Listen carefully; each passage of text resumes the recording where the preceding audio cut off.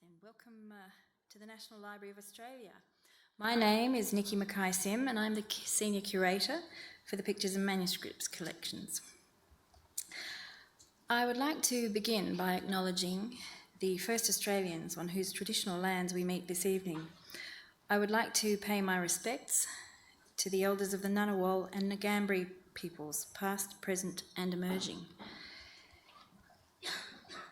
Well, thanks very much for coming along this evening. We always like welcoming back past fellows and summer scholars who perform important and often inspiring research work into the library's collections. Earlier this year we welcomed back Dr Ashley Barnwell as an NLA fellow, who had also been a summer scholar with us back in 2014, I think it was. Over the past 17 years, the Summer Scholarship Program has been offering PhD candidates and students an opportunity to spend 6 weeks researching material for their theses. And so it is with great pleasure to host another of our past summer scholars this evening, Dr Alexandra Dellios, whom we first met, I think it was back in 2012. At that time, she was exploring how the Migrant Reception and Training Centre, Bonegilla, had been presented in public history and memory. 3 years later, in 2015, Alex was awarded her PhD in history at the University of Melbourne. And 2 years later, in 2017, her research was published in the book Histories of Controversy, Bonegilla Migrant Centre. Alex is now a cultural historian with the Centre for Heritage and Museum Studies at ANU. Her research considers the history of migrant and refugee communities in Australia. She has published widely on child migration, popular representations of multiculturalism, immigration centres and hostels, and public history and heritage in Australia. Previously, Alex gained first-class honours at the University of Queensland, being awarded the University Medal for her outstanding work. She continues to work on Queensland-based oral history projects, as well as community volunteering and heritage conservation projects. Having been awarded an honorary National Library Fellowship for 2019, Alex joined us in July this year.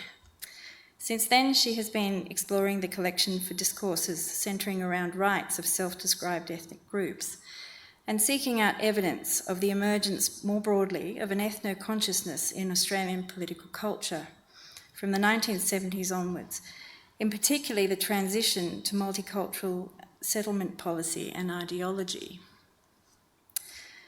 The library is, of course, replete with collections to support Alex's interests, whether about individuals and campaigners on behalf of ethnic communities, or of major representative organisations such as the Greek Welfare Society and the State Ethnic Communities Councils. The manuscripts and oral histories held by the National Library of key figures like Spiro Moratis and Jerry Zabritsky, as well as Barry York, amongst others, he's in the audience, tell the story of protest and activism in early multicultural Australia as well. As we'll hear tonight, it is a story that has at times been one of official silence, particularly surrounding this transformative period of Australia's history. Alex offers us a new lens with which to analyse the political deployment of governmental multiculturalism. Please join me in welcoming Alex Dellios tonight.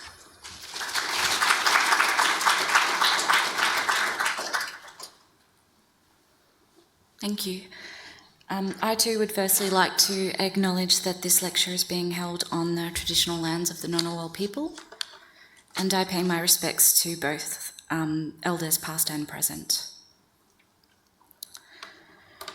So this is a fairly new research project for me, and it's still in its early stages. It was sparked, as Nikki said, by my initial research into some of the riots that occurred at Bonegilla Reception Centre in 1952 and 1961, and those were over unemployment and poor living conditions. I must say I was also frustrated with the existing historiography and public discourse around multiculturalism that seems to me to give little credit to the actions of migrants themselves. So I thought I'd open up with a series of statements about the history of multiculturalism. Some of these we're quite familiar with, especially the first two. Perhaps not the last one. They're statements that privilege government foresight and government decision-making. That is, government taking the step ahead of public will to enact a multicultural policy. Sometimes in some of these statements, I think we forget the fight that occurred outside of Parliament and some of those key people and organisations involved. So multiculturalism is traditionally talked about from a top-down perspective as a set of policies concerned with the management and containment of diversity by nation states. As I said, this project endeavours to offer a contextualised approach to the personalities and groups I encounter and their accounts of migrant activism and struggle in the 60s and the 70s. So obviously this involves a close consideration of not only national policies, but local on-the-ground interactions in complex and rapidly evolving social settings. I think we should also acknowledge that the descriptive and prescriptive power of state multiculturalism has had a pervasive effect on how we discuss, study, and think about our community histories today, and how we conceptualise race relations in this country, and how it may have limited the historical narratives that we tell. Nikolakopoulos and Vasiliakopoulos, philosophers based at the La Trobe University, have addressed this historical amnesia around migrant rights in their own work on Greek migrant activism in the 50s and the 60s, in Melbourne in particular. But it's important to note that the work of key activists and the groups I'll be talking about extend beyond that period, and most importantly that the material conditions of many migrant and ethnic minority groups, especially groups that arrived without the English language, that their conditions didn't much improve in that time, and certainly not by the 1970s, as I'll show, and particularly if we're to look at issues like education and health, which were still being hotly debated into the 1970s. So I want to stress that my consideration of how these discourses of migrant workers' rights and collective campaigning from ethnic minorities was subsumed or even erased by the policy and rhetoric of government-administered multiculturalism. I want to stress that this is not a new argument. As early as 1978, the sociologist Jean Martin, in her work The Migrant Presence, which is one of the first studies to consider institutional responses to the influx of migrants of what was then called non-Anglo-Saxon origin, that they reported, she reported that some saw the promotion of cultural pluralism in ignorance of structural pluralism as diverting attention from the ethnic rights issue. And we do, of course, have the publications of activists themselves, including most prominently George Zangalis's epic volume, which is a grassroots account of migrant activists in left-wing politics. More recently, other scholars have stated that within the revised Anglophone discursive framework of multiculturalism, organised community life can become focused on the cultivation and enjoyment of ethnic difference to such an extent that the political question of the promotion of democratic community processes has become an incidental concern. Marxist scholars in particular have argued that this can result in the gradual removal of the question of the fundamental nature of democratic citizenship from the political landscape of the ethnic communities in this multicultural era. The same arguments have also been voiced by Andrew Jacobowitz, a Marxist sociologist, since the 1980s, and he also argued that multiculturalism, and I quote, was a liberalist conception designed to integrate migrant problems and ethnic issues, as promoted by the bourgeois community leadership, into a new political style, to be institutionalised through the creation of ethnic affairs units based in state capitals. It allowed the political and bureaucratic leadership an ear to the group, and it militated against mass organisation forms in favour of an elite ethnic community structure. I think more historical work needs to be conducted on some of these statements about what multiculturalism did within the communities that I'm discussing. So I wanted to access and assess this empirical detail in those arguments, focusing, as I said, on individual activists and community organisations, some of whose publications are held here at the National Library, and that includes the Australian Greek Welfare Society and workers' leagues like the Democritus League and the Atlas League, to name a few. So I ended up focusing in less on actual incidences of protest, as was implied in the title of this lecture, and more on general activism around welfare and service provision.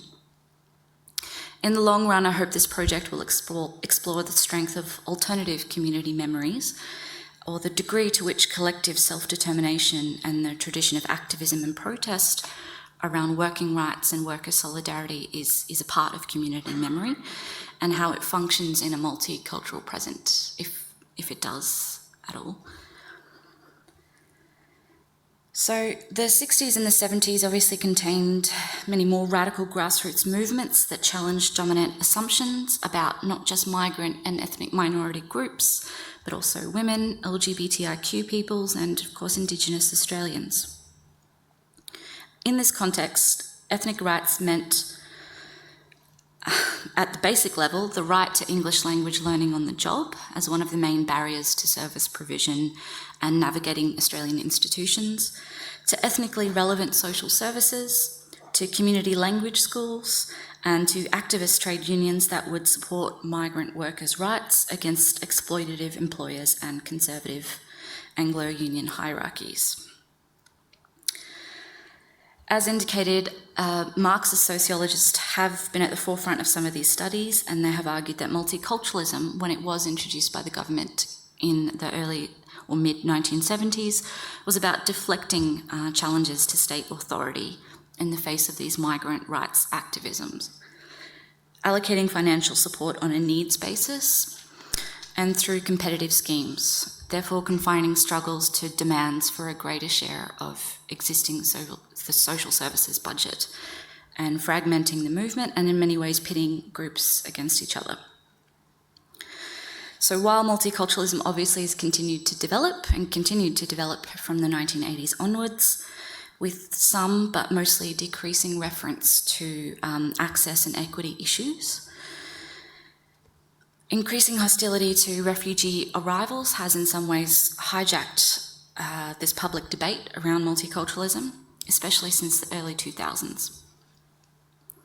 So that is the seemingly bipartisan policy of multiculturalism, not only as a settlement philosophy, but now as an identity marker, is pretty much divorced from any discussion around government actions at the border and the reception to or hospitality granted to new arrivals and humanitarian entrants, especially those from non-European countries. And previously, these issues, for migrant activists at least, were at once very, very closely connected. Now the privilege of multiculturalism is something we reserve for those who have rights, and not for those to whom we deny rights.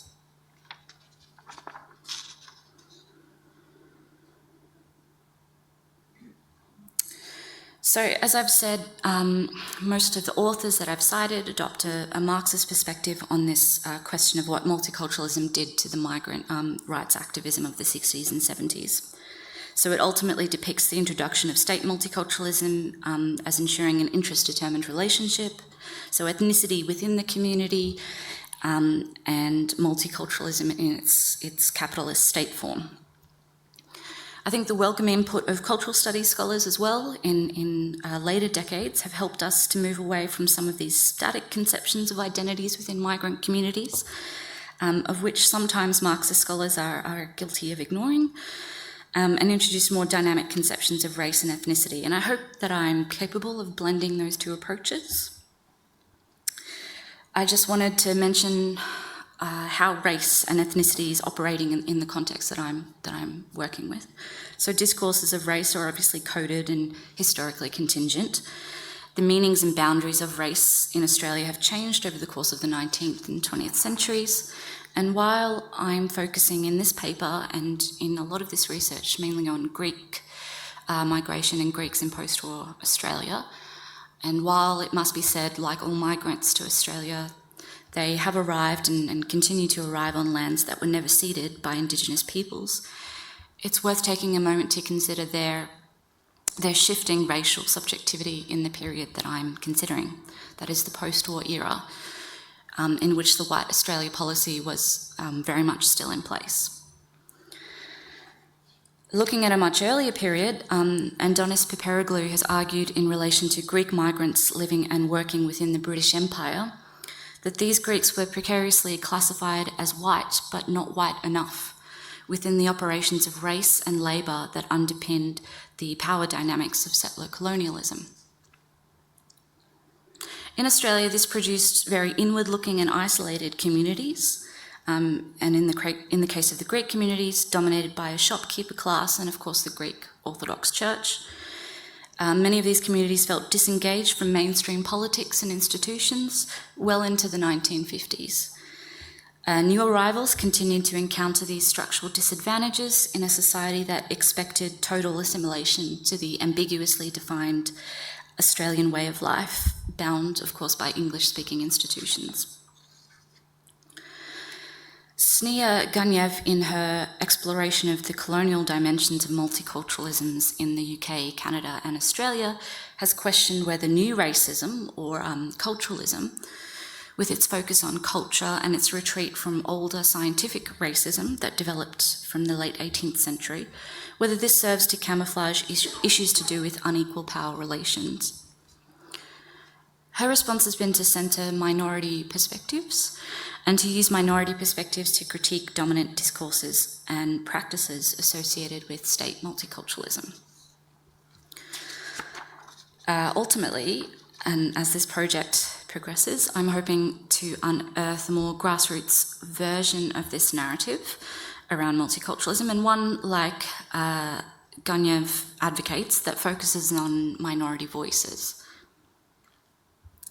So the radical performance poet, Pi O, who migrated from Greece as a small child and grew up in Fitzroy in Melbourne, is obviously witnessed and written about the drastic change in the rhetoric around migrant rights and multiculturalism since the 1960s. And the National Library hold copies of his underground poetry magazine, 9 till 5, featured in the middle there, which was subtitled Poetry for the Workers, by the Workers, and about the Worker. I'm told it was distributed at factory gates, and he sees this current narrative, the narrative around multiculturalism today, as forsaking a focus on inequality in favour of promoting cultural consumption for what he calls trendies.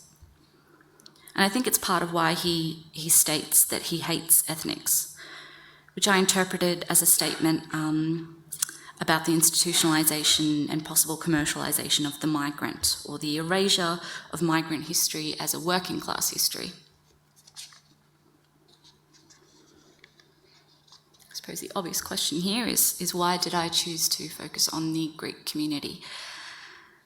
As a quick run through of the Greek community in post-war Australia, which could really take up the whole lecture, but I'll just do this quickly. Over 250,000 Greeks migrated to Australia from 1952 to 1974 alone.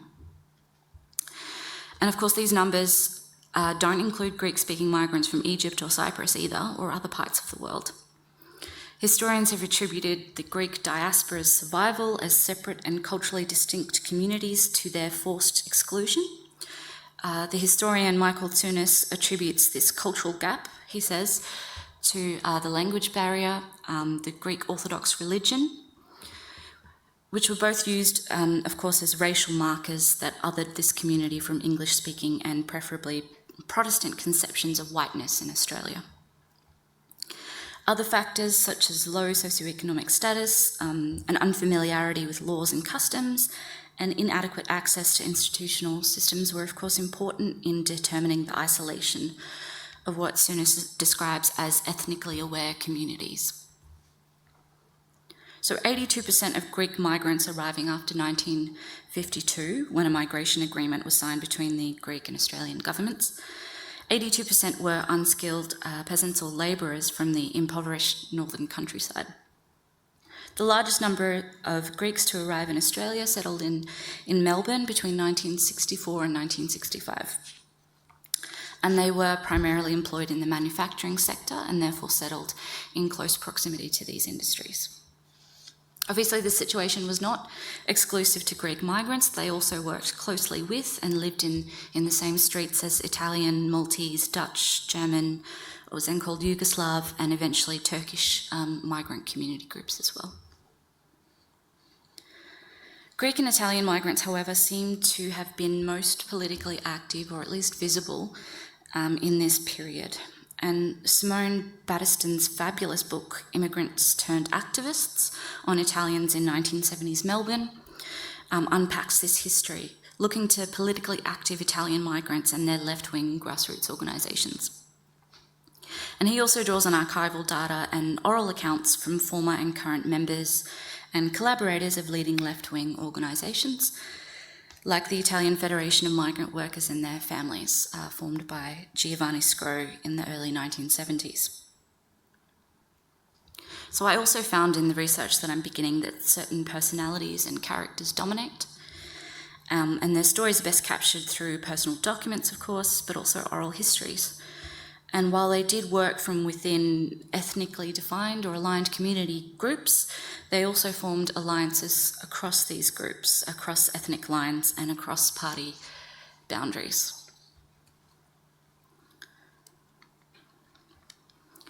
So a bit more on the material conditions facing some of these migrant groups. Throughout the 60s and the 70s, sociological studies and surveys revealed that many new arrivals and indeed longer-term communities were living in poverty. I refer especially to the first volume of the Henderson Report on Poverty in Australia, released in 1975. It showed that quite a proportion of migrant households from non-English speaking countries had incomes that placed them below the poverty line, or at least numbers that showed double the amount of the overall population of 6.7% living below the poverty line. They were also reported to be spending more on housing costs due to discrimination in the rental market. In employment, they had higher rates of workplace accidents due to language difficulties and unfamiliarity with safety procedures, and of course their concentration in heavy industry. Migrant groups also had higher rates of health problems more broadly and mental health problems. And across the board, it was said that language difficulties compounded their problems. None of these statistics came as a surprise to grassroots migrant organisations and welfare groups. They had been dealing with the needs of migrant groups since the 1950s. Migrant communities were at a structural disadvantage and desperately required special services and programs.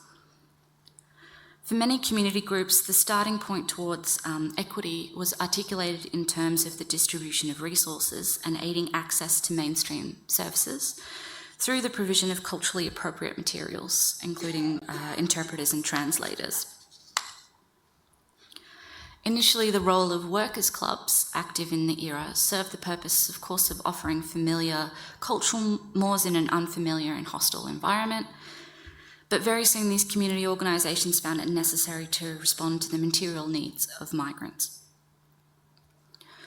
Organisations like the Australian German Welfare Society, the Australian Jewish Welfare and Relief Society regularly provided aid to new and older arrivals, especially in accommodation and finding employment. Such groups were often the first port of call for new arrivals. Many found it difficult to navigate Australian institutions, dealing with the legal system, healthcare, police, employers, the education system, trade unions.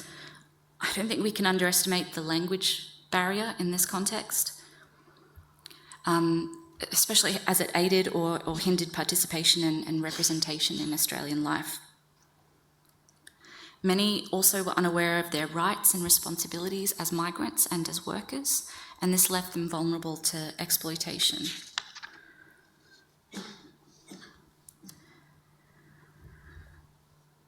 In the 1980s, there was quite a significant amount of sociological research into migrant involvement in trade unions, and much response to this idea that, well, more immediate in the post-war era, I think, this idea of the apathy of migrant working masses, the idea that immigrants felt isolated and alienated from unions. This became a problem area in some of these studies, and it comes up again and again in these publications. Few of these studies, however, seem to include the personal testimony of migrant workers themselves, beyond statistics gathered from workplace surveys. June Hearn's work in the 1970s was quite useful in trying to unpack some of this, this presumption around migrant political apathy. She argued that the union movement was not monolithic, obviously, and that she recognised that across the board, those from non-Anglo-Australian backgrounds were admittedly underrepresented in full-time union positions. During the 1970s in particular, some unions sought to address this imbalance. However, some did more than others to foster active involvement from their migrant members, including the Waterside Workers Federation, the Amalgamated Metals and Foundry and Shipwrights Union, among some other more activist unions in Victoria. I wanted to address head-on something I came across in the literature, the suggestion that Greek migrants in particular were politically disengaged. So it's obviously something that key migrant rights activists explicitly dispute, but it is a myth that is repeated in some academic publications. In her impressive history of the Department of Immigration, Anne-Marie Jordans argues that Southern Europeans, especially rural migrants, which, as I said, constituted the majority of Greek migrants at this time, that they expected little of the state, that they relied instead on family and community structures and networks, which were defined by village or region. And I did find this to be the case in many studies that I've looked at. At the same time, there are many examples I've come across that don't necessarily reflect a Greek migrant politics that recoiled from the involvement of the state, a politics that for many was formed during the Greek Civil War, and before that in the face of resistance to German occupation. But in Australia, their search for work and housing often relied, and necessarily so, on strong and well-organised community networks, a practical response to an unknown context in a foreign language. So approaching this question of political engagement from the angle of emotions, I looked to Joy DeMusy's work in her book, Memory and Migration in the Shadow of War, where she argues that the assimilationist policies of the 50s and 60s set the context for a climate that did not allow for a public expression of grief or an emotional response to the challenges of migration. The psychic and emotional dimensions of the Greek community in Australia, I think, is important to bear in mind if we are to tie emotions to political expression and engagement. And the legacies of loss did, as DeMusy argues, sometimes result in what she's labelled a conspiracy of silence and a family unwillingness to engage in politics in their new home. So a sort of keep your head down type of mentality was understandable. But there are also other factors at play here. As indicated, mainstream institutional disinterest in migrant concerns, coupled with migrant unfamiliarity with Australian systems of governance, as well as obvious language barriers, I think were the main ones in creating the impression that Greek migrants were not particularly engaged with politics or interested in joining their unions. Alternatively, James Jupp and June Hearn have suggested that it wasn't necessarily apathy towards Australian political life, but rather a wider and institutional hostility towards migrant political participation. And this is documented clearly in the cases of migrant activists who were under the surveillance of ASIO for being politically active, and I've included a quote there from George Zangelis at the bottom, which we'll get to later on. George, I mentioned his book earlier as well. He initially worked in the car industry, was a member of the Communist Party of Australia, and an organiser for the Australian Railways Union. And for his part, he paints all Greek migrants as intensely and inevitably political. And he says this is because of their formative experiences during the occupation and the civil war in Greece. And his life narrative is shaped by this communal vision of class solidarity, which I'll return to a bit later on. So in the cases that I've looked at, those who did seek out community networks found that these were mostly left-leaning organisations, especially the workers' leagues, that they had clear political ideologies that extended to issues beyond insular community politics, and they attempted to make connections with the broader Australian labour movement and other migrant groups, including in international causes when it came to the opposition of dictatorships and the promotion of democracy in Greece and Cyprus. So nowhere is this alliance between leftist organisations, trade unions and migrant workers' clubs better represented than in the large migrant workers' conferences hosted by the Fitzroy Ecumenical Centre in 1973 and 1975. So these events brought together migrant activists from separate community groups, migrant union leaders, allies within the welfare sector and academics to discuss, as they said, ethnic rights, power and participation towards a multicultural Australia. So the first 1973 conference aimed to raise the question of the rights, and I quote, the rights of non-Anglo-Saxon migrants to participate more fully in all aspects of the social, cultural, economic and political life of present-day Australia, end quote. They also were interested in addressing questions of injustice and discrimination against ethnic groups by those institutions.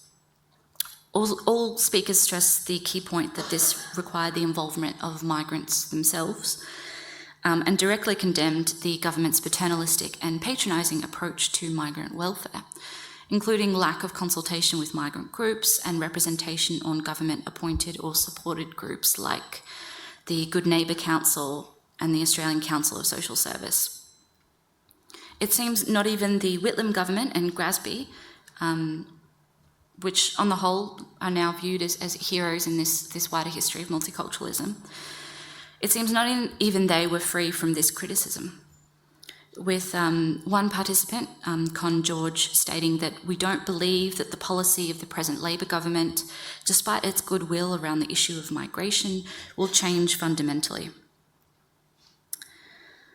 And again, George Zangelis, at that time a Communist Party member and a representative for the Railways Union, argued that ethnics were poorly represented in the bodies that the new government, the Whitlam government, has set up, citing the Advisory Immigration Council and GRASB's migrant task forces. Around this time, two groups that I found were quite active in this space and also participated in those migrant workers' conferences were the Ecumenical Migration Centre and the Fitzroy Ecumenical Centre. And they found themselves offering services to communities in need. And conventional histories of multiculturalism, particularly Mark Lopez's history, stressed the role of these two organisations in the 1960s. The former, I suppose, had a more integrationist approach, weren't particularly interested in challenging existing systems, and had a dependence or connection with church groups. The Fitzroy Ecumenical Centre was, I suppose, more activist, and they were informed more clearly by the civil rights movement in America. Despite their ideological differences, I don't think it was that black and white. Many They shared many positions on many points, including their rhetoric around access and equity. Staff within both groups published together in the same publications, and in many conference papers as well, all of which are held here at the National Library. Annual reports from the late 60s and 70s have both of them commenting on providing services to clients from mainly Greek-speaking and increasingly Turkish-speaking migrants in the areas of Richmond and Fitzroy.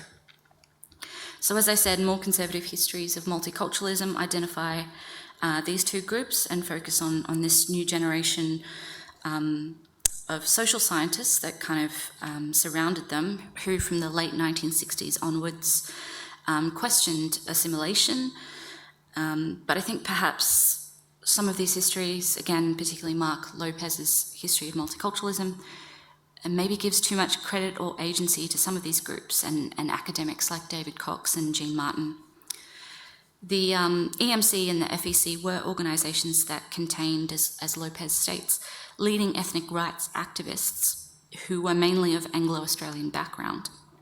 And although they worked closely with individuals from groups like the Australian Greek Welfare Society and groups in the Italian community, there were less migrant representation in them than the workers' leagues and clubs that I will discuss now. Starting with the Atlas League, which I admittedly had not heard of before I started this research.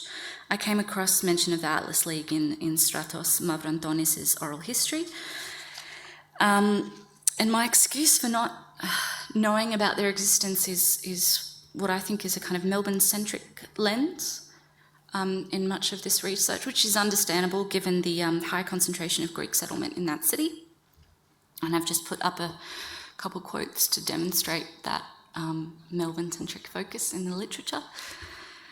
Mavrantonis joined the Atlas League just a few months after arriving in Australia in 1958, and he described the Atlas headquarters as a hive of activity in Sydney.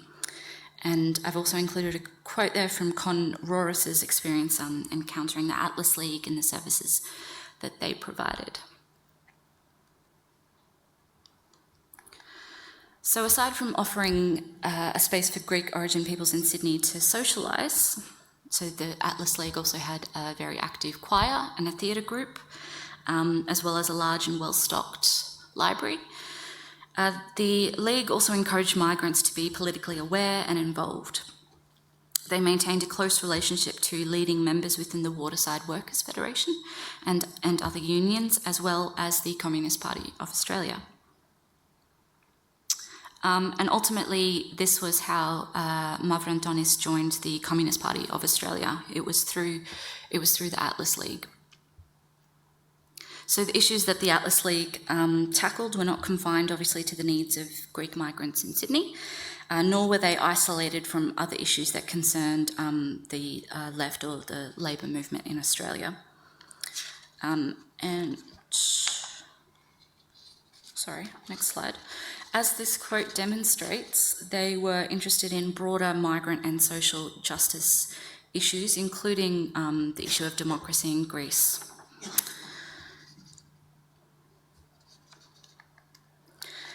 As an example of their transnational or global perspective on migrant rights issues, Mavrantonis here speaks about the work of the Atlas League and the unions in checking Greek ships docking in Sydney. So this is after the military junta took over in Greece in 1967. The Atlas League worked with the Maritime Unions of Australia to effectively boycott all Greek shipping in the ports of Australia. And here he describes how every Greek ship, well, not here, but further on in the 8-hour oral history interview, how every Greek ship that came into the ports of Australia in those days were blacklisted by the Maritime Unions, that many of these ships would stay in Australian ports for weeks. And he argues that in this way, some of the campaigning in Australia was successful in bringing about the release of political prisoners in Greece. I have to check that. Actually, I have to verify that. But the unions offered necessary assistance in settling some of these disputes that Greek crew members had with their captain and the company that owned the ship. For his part, Mavrantonis worked with the union delegation that would inspect these ships as a translator and a representative of the Atlas League. Often crew members, when docking in Sydney, would come to the Atlas League for support. Complaints about boat conditions, complaints about the withholding of pay, and a number of times I came across mentions of Greek crew who jumped ship and ended up staying in Australia. So obviously the the point is that the activities of these ethnically aligned groups are much broader and outward-looking than first thought, or at least the memories associated with this era are concerned with broader social justice issues beyond the Greek community of inner Sydney that the Atlas initially served. Which brings us on to the Democritus League in Melbourne, established in 1935. It also, and since its inception, maintains strong ties with the Communist Party of Australia. And again, Nikola Kopoulos and Vassili Kopoulos have done the most amount of work on this group, and they argued that a shared ethnicity was never enough to unite the members of the Democritus League, that they had a integrationist understanding of workers' solidarity. They strengthened ties with both the Anglophone progressive and democratic organisations in the form of trade unions and the Communist Party, helping to form Greek branches of the Communist Party of Australia. This Greek branch of the CPA also had control of the Greek language newspaper Neos Kosmos in the first few years of its existence. So when discussing the nature of the Democritus League's relationship with the Communist Party, Zangalis argues that they wanted the same thing and that they saw themselves as forming part of a broader working class movement. He implies that the alliance was a practical one, and for a young activist, the Democritus League was the place to be. And at the time, it was the most politically active group in Melbourne's Greek community. Their advocacy role, again, on the behalf of Greek and other migrant workers, cemented their base, and their numbers grew throughout the 50s and 60s. But as was the case with the Atlas League, their effectiveness in meeting the needs of Greek working classes began to suffer due to internal divisions in the communist movement after 1968 and the Soviet invasion of Czechoslovakia. So eventually, from the mid to late 1960s, many members of the Democritus League formed closer ties with branches of the Victorian ALP. That is, they felt that they were able to do so once the ALP had officially scrapped the White Australia policy from their party platform. And many of them, of course, went on to campaign for Whitlam. So the Democritus League's struggle was also about transforming Melbourne's Greek Australian community from an inward-looking and isolated community to a political force that was functioning in Australian social and political life. Like the Atlas League, they too provided services then not available to migrants, translation and interpretation, helping navigate the legal and health systems, helping find employment and suitable accommodation. They also supported collective action in factory workplaces, including strikes at Ford and Holden car factories in the 60s and the 70s. And they published materials that tried to communicate to Greek migrants their rights as workers and migrants. However, their staff, all volunteers, and their resources were limited in terms of the welfare and services they were able to offer. And in this context, the Australian Greek Welfare Society in Melbourne emerged in the early 1970s. So Jean Martin argued that their work represented the most sustained effort in the promotion of ethnic rights at the time. She stressed the importance of the Greek Action Bulletin, the official organ of the Society, in communicating these needs. I'm very thankful that the National Library hold those copies. There was input, of course, from members of the Fitzroy Ecumenical Centre in the formation of the Society. As indicated, the Fitzroy Ecumenical Centre were a grassroots community force interested in mobilisation and envisioning migrants as a key part of the working class. According to Lopez, they hoped to multiply into a movement of ethnic rights-orientated organisations to change Australian society from the bottom up. This wasn't necessarily the aims of the Australian Greek Welfare Society. This society was initially headed by George Papadopoulos and Spiro Moratis, and it officially launched in 1972 in Melbourne. They were concerned with social welfare and service provision. They were less transparently political than the Democritus League, or at least their agenda was certainly less radical. At most, they pushed for more Greeks on municipal councils and full participation in community life. They also maintained close ties with the Victorian Labor Party. Papadopoulos was an ALP member with a broadly Marxist philosophical orientation. Moriartis was a GP. He'd worked in St Kilda since 1959. He was not a Marxist and not a member of any political party. Throughout the 1960s, the pair of them did a lot of unpaid welfare work for Greek migrants. Seeing this need, they attempted to launch the Welfare Society through the government's Grant and Aid scheme in 1968, which they failed to receive then, but it was with the help of the Greek Professionals Association and the Fitzroy Ecumenical Centre that they were able to launch in September 1972. And I've put up a quote here from one of their first editions of the Greek Action Bulletin, in which Papadopoulos argued for new approaches to migrant problems. He says that most migrant problems are working class problems in a capitalist society.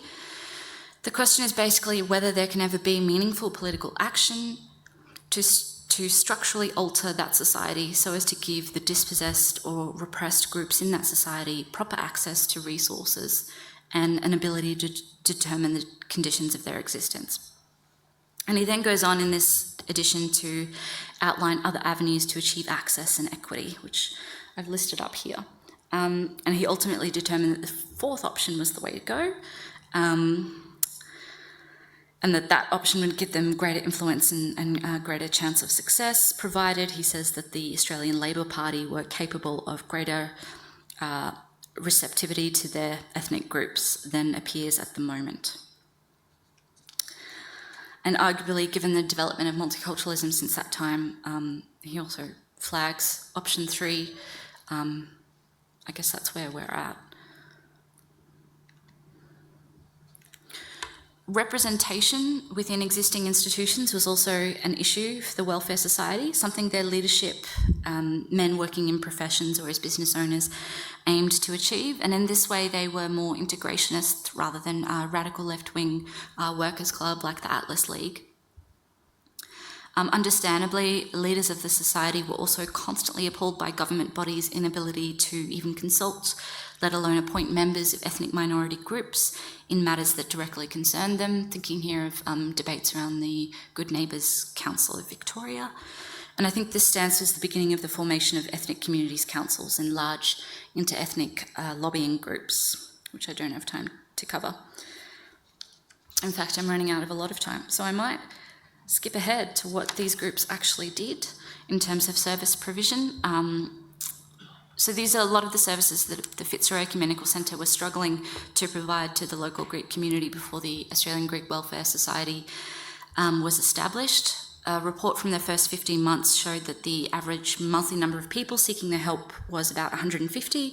Many of them required help dealing with government departments, and most of them involving social benefits cases.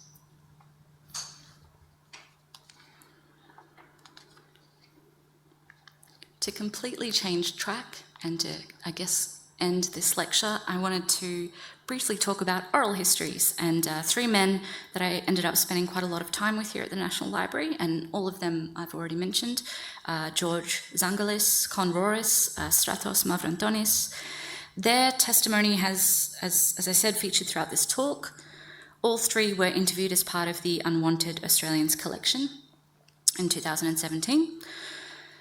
What they have in common is all 3 were repeatedly denied naturalisation in the 50s and the 60s due to their political activity, which was subject to extensive ASIO surveillance. Along with hundreds of other migrants in similar situations, of course, their applications were accepted after the election of the Whitlam government in 1972. So this particular collection stems from the Unwanted Australians SBS investigative report in 2015, which interviewed 12 migrants, including Giovanni Scro. Also includes a news feature and an extensive radio program. I see this as part of a broader trend in our memory culture to uncover the stories of those who can bear witness to the damage of state intervention. Of course, the idea that this was unearthed by investigative journalists, I think, is a false one. These stories were accepted narratives in many Greek community groups, of which these men, 3 men, are still a very active part. The original investigation and the interviews focus on espionage and government activities, a drawing on previously classified ASIO material held by the National Archives. So it was an important investigation and an interesting glimpse into Australia's Cold War history. I did wonder in the course of this research, in focusing on this specific scenario in their lives, the rejection of their applications for citizenship, whether we lose sight of the wider context of their activist work, or from my research perspective, where they fit in the migrant rights movement and the social justice work around access and equity that they campaigned for. The earliest critiques of oral history, including those made by academic oral historians, suggest that much oral history risked valorising individual experience without much critical analysis. And Linda Shopes pointed to early work with feminist activists in the US and the UK in particular as guilty of narrowing definitions of activism that was bound largely by autobiographical trajectories. I don't want to take away from the importance of these accounts, though. They're very highly engaging accounts, and I too for a while got very lost in party politics and splits in the left and the personalities of these individual men before pulling myself out with a renewed focus on our welfare. But that's also, I think, just part of using oral history and recognising how the actions of individuals fit within a larger social milieu, as well as how the telling of their stories was in turn shaped by their own evolving conceptions of an activist life in a multicultural context, and as part of a mostly working class ethnic minority in desperate need of special services. I did notice one thing that was common across all 3 interviews. So while we expect personal life stories to stress agency, the agency of storytelling, these men demonstrated more comfort in talking about abstract movements and ideas and talking in collective terms rather than centering themselves as agent and actor.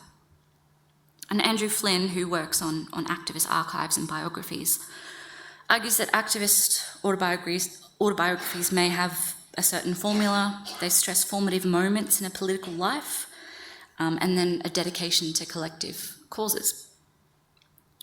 Zangelis, for his part, was more comfortable with collective pronouns, and I think much to the dismay of the interviewer, who repeatedly interjects with, "But where did you see yourself in all of this? What was your role? Where did you see yourself specifically? What were your personal perceptions?" He consistently resisted throughout the interview, and I don't know, maybe some of these responses in the limits of their emotional registers speaks also to the limits of Greek masculinity that these men feel bound by, but again, I think it also speaks to their autobiographies as activists. Second last point, I promise. I think they're also deploying a multidirectional memory in their testimonies here. They're connecting their memories as migrant rights activists with subsequent and alternative social justice issues across the country and around the world, including the need to challenge current welfare practices and approaches to migrant settlement, as well as offering a longer historical timeline for the radicalised politics that surrounds migrant and refugee welcome in Australia. So they're connecting their ethnic and political discrimination to that of others. And I put up a quote here from Mavrontonis in particular, drawing parallels with the present and his particular migrant rights activism. So they see this as part of a longer continuum of inequality and institutional discrimination. And Zangelis, still an activist, articulates this in his latest public statement regarding the Victorian Multicultural Commission and its elections. That said, they stop short of identifying themselves as victims, and we should recognise that they operated in a radically different political context and that they were eventually granted citizenship. And I feel like they too reject the suggestion when the journalist Christina Kokolia, who conducted the interviews for SBS, when she asks if they would like an apology from Parliament. And I have a lot more I could say about these personalities. I spent a lot of time with them, but I will finish up by flagging where to from here. So after the 1970s, I obviously still have a lot more research to do, including more work on the Australian Greek Welfare Society, which continued to grow throughout the 70s, and their more professional and middle class leadership had to work within a new competitive government funding scheme, which privileged ethnic-specific services in order to achieve their goals. And in the context of the Greek Orthodox community's now apolitical stance. Other historians have argued that the strength of the Workers' League, the Democritus League and the Atlas League declined as a united political force after the 1970s, and that they remained a marginal force in the broader Australian political and labour movements. But their greatest legacy, at least the historian Alimnos argues, their greatest legacy is that it provided a setting for politically aspiring Greeks to propel themselves into the broader Australian left movement, which did happen for some who entered politics through the Australian Labor Party. Some, however, remained throughout their lives dedicated to the communist cause, including Mavrontonis and Zangalis. Overall, more radical agendas were shelved in the 1980s, and as small wins were made on access and equity fronts, and in the wake of the Gold-Valley Report in 1978, and with the support for SBS and Ethnic Communities Radio, and of course when the Ethnic Communities Councils in states and the Federation of Ethnic Communities Councils emerged, small wins were made, but these councils as well lost some of their bite under the pressures of a shrinking funding system and the creation of a multicultural motive that stressed the consumption of static food and folklore by cold communities. That said, some community groups, particularly the Migrant Workers Centre in Victoria, performs a function reminiscent of the migrant workers committees of the early 1970s. There's still clearly a need for some of this work. I suppose overall I wanted to end by saying I didn't want to start with the arrogant assumption that this is a history that needs to be rescued, and I recognise that this memory is still alive in elements of the Greek community, but considerations of power are also important here, and who controls the narrative around multiculturalism is important. And I'll leave it there. Thank you.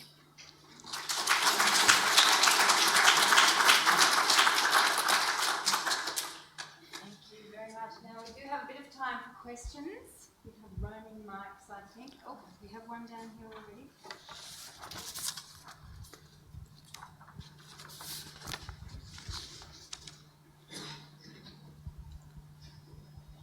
Thanks. In the 1950s, the term New Australians was bandied around quite a lot. I'm not sure whether that was the press pushing it or the government, but from what you were saying... Oh, and an implication of that, while it seems a welcoming phrase, means that you should assimilate as fast as possible. But if you couldn't speak the language, you couldn't assimilate. And I suppose the great influx of migrants was unaware of the connotations of New Australians. Yeah, I mean, the term is an interesting one, isn't it? And it was ticked off by Caldwell himself, who pushed the use of the term New Australians as a means to encourage them to become integrated into Australian society. But you're right, a key barrier was always language and communication and limits to funding for language learning. Yeah.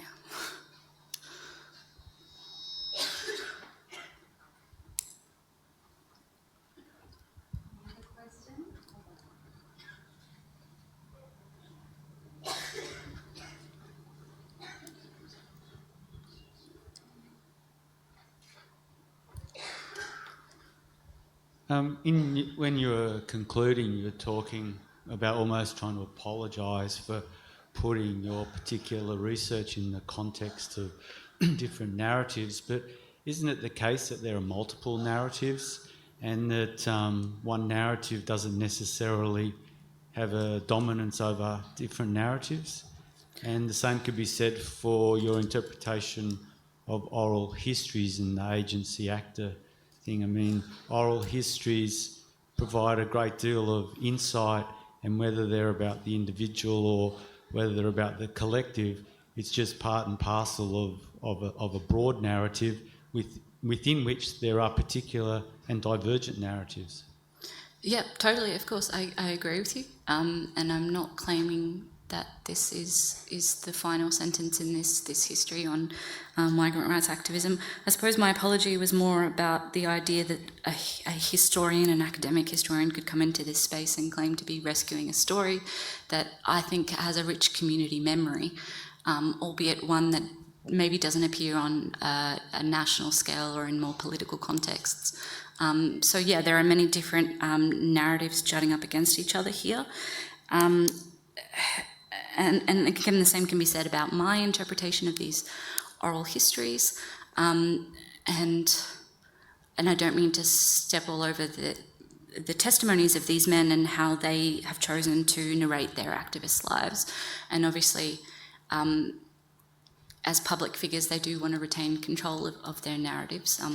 But as an oral historian and a historian, it's also my job to include those in the histories that I tell and the stories that I unpack.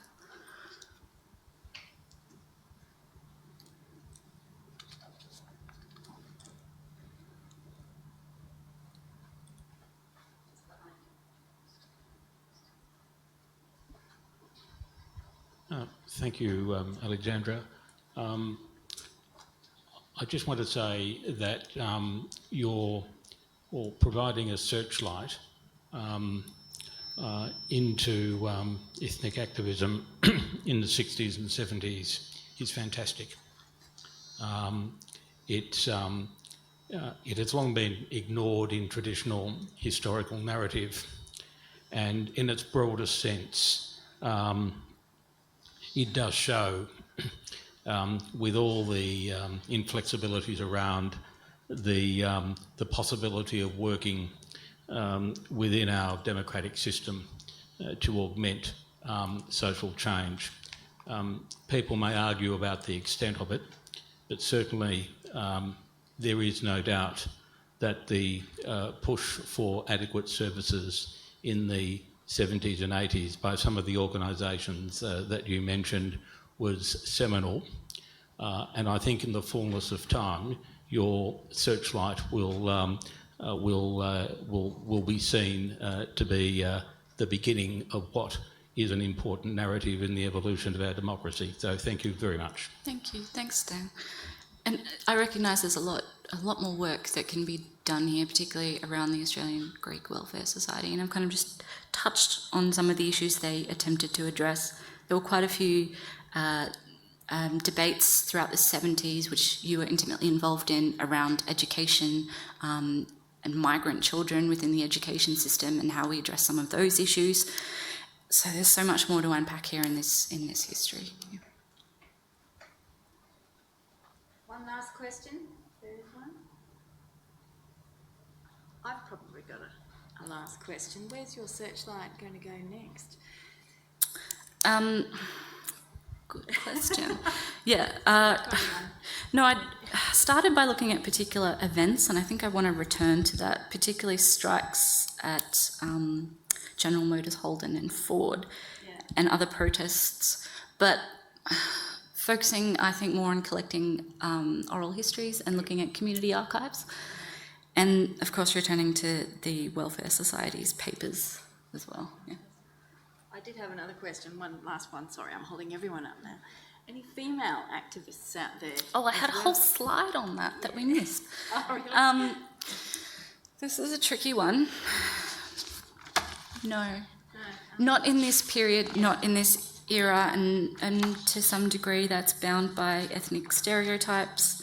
But they are there and they're quite active as volunteers in many of these societies, which you can see is that split between committee members and volunteers here, which I found quite stark. But otherwise they were difficult to unearth here, yeah. In time then. Well, thank you very, very much for a really interesting talk tonight. Can everyone join me in thanking Alex?